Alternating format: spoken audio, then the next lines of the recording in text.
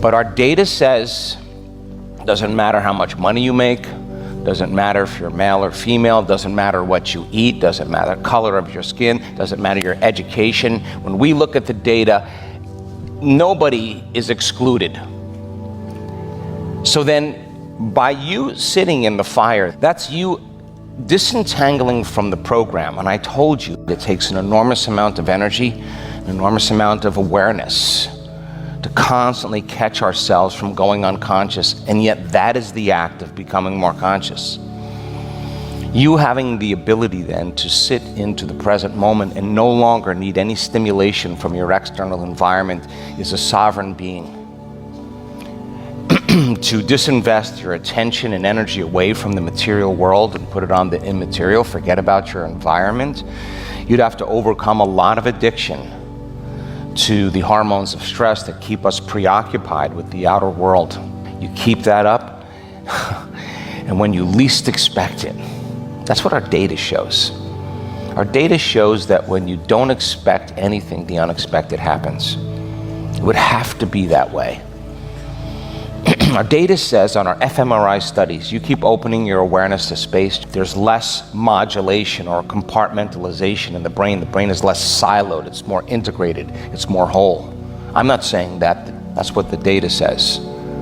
The act of you opening your awareness to space and to nothing, and then adding the factor that it's frequency and energy, and add your understanding of that to enhance your experience, or it's pure consciousness, or there's infinite possibilities, somehow that information is integrated into your biology. That's what our data shows. The cells become more efficient.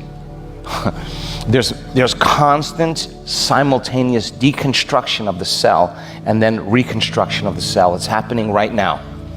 Out with the old, in with the new. There's a change taking place on a cellular level, and the cells are more efficient. How much more efficient? The difference between burning a log and rocket fuel. Cells are just working on a very, very more efficient level. 63 different diseases that we studied all have pain.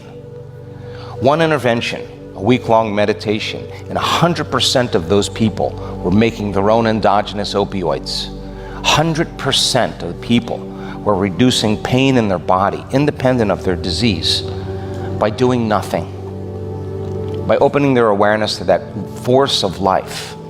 And there's more life in their body. So much more that they grow new areas in the brain flourishes. New neurons are created. There's information in the blood that creates a fertilizer of growth in the brain.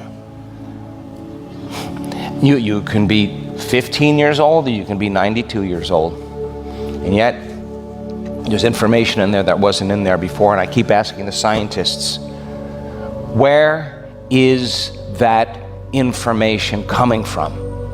Where is that chemical coming from? They're not taking any morphine, but it looks like they are. They're not taking their own anti-carcinogenic chemotherapy, but it looks like they're taking something that's reducing their cancer. Where is that information coming from?